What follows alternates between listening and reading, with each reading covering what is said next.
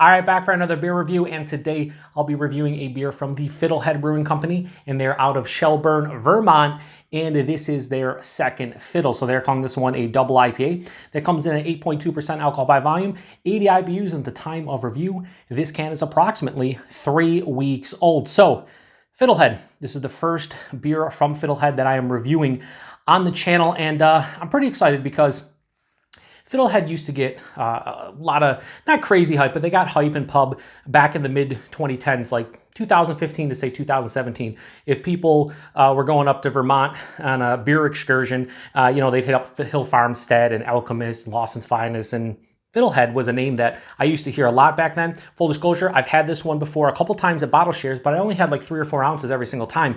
So to sit down and actually have a full can of this, I'm pretty excited. Now this is going to be like in your older Vermont-style kind of IPA realm, or double IPA realm, I should say, like, your heady toppers and things of that nature. What else we got? Lawson's, Sip of Sunshine, stuff like that. So I'm pretty excited about it.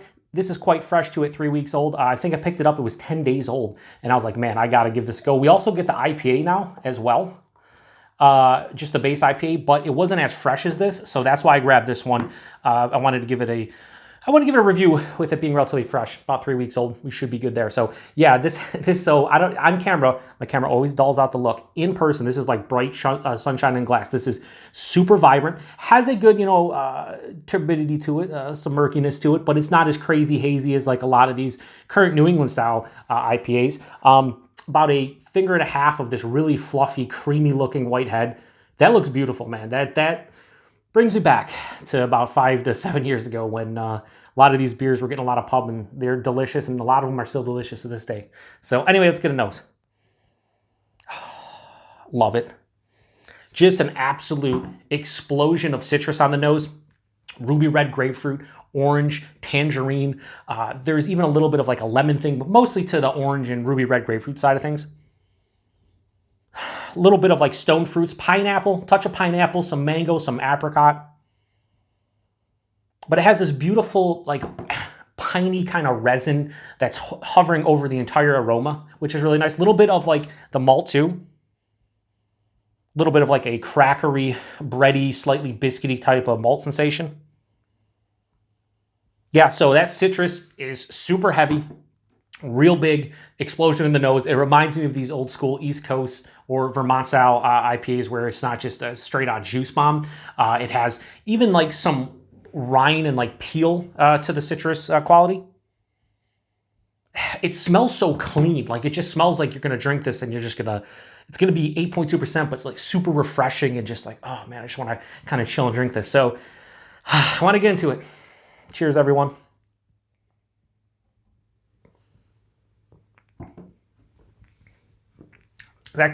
Exactly what I remember this being. And again, I had this twice at bottle share, so I maybe had a half a can total between the two.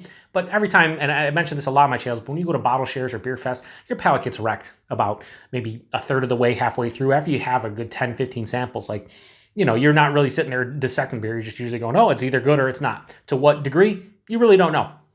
For me, this is a little bit better than I remember it being, honestly, on a fresh palate here. This has a medium, maybe a touch over medium body, 8.2%, really nice. The mouthfeel, it isn't this, super smooth, creamy, luscious, New England style with the oak creams and this and that. This is like an old, like I said, an old school Vermont style mouthfeel. So it has a nice soft smoothness, but it also has enough carbonation to let you know, hey, you are drinking beer. It's an 8.2% double IPA, so it has like some prickly kind of sensation on the tongue, effervescent for sure. The taste, though, this is where this beer shines for me.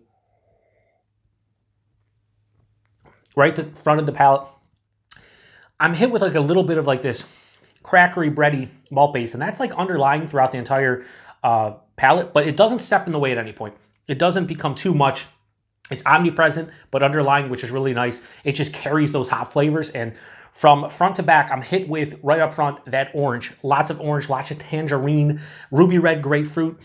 After that, and this is sweeter, that's like the juicy aspect of this beer is right at the tip of the tongue. And then right after that, waves of like pineapple and mango, but it's not huge. Those stone fruits and tropical fruits are not huge. They're not punching me in the face. They're just there. A subtle reminder that this has complexity to it.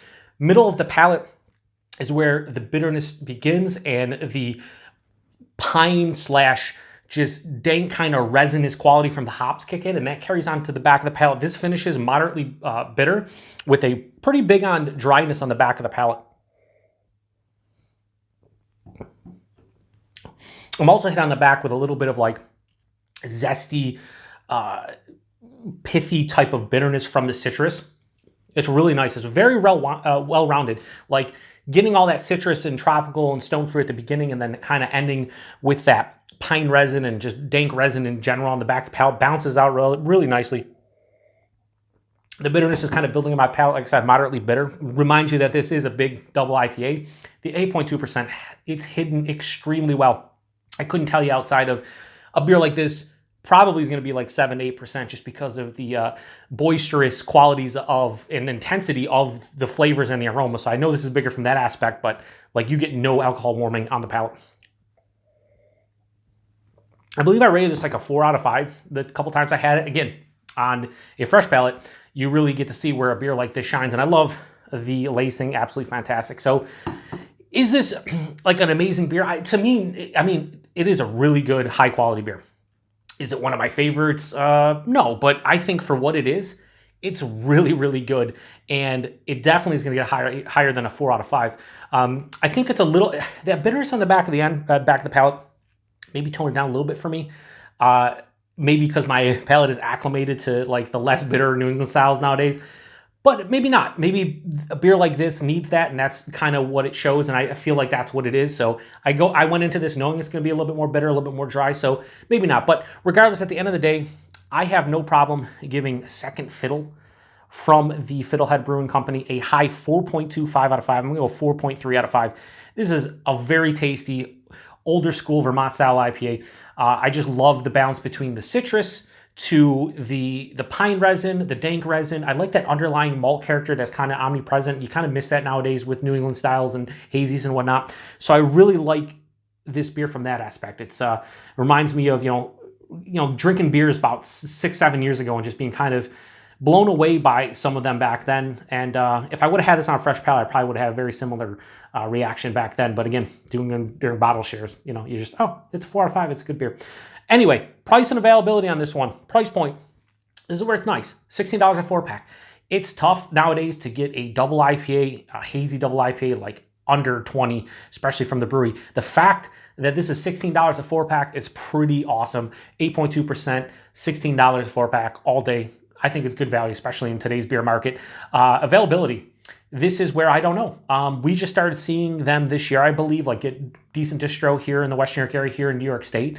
So if you see Fiddlehead in your neck of the woods, whether you're in Pennsylvania or Ohio, or maybe you're all the way out west in California, let me know if you see this one, because I feel like they get decent distro now. So I would imagine they're out of Shelburne, Vermont, and it says on the can that it is brewed in Shelburne, Vermont. So they're not, I don't think they're contract brewing or anything. So yeah. Not much more to say about it. I think it's a great beer. If you've had this one before, definitely let me know what you think about it. Appreciate everybody stopping by for another beer review, and until the next one, cheers.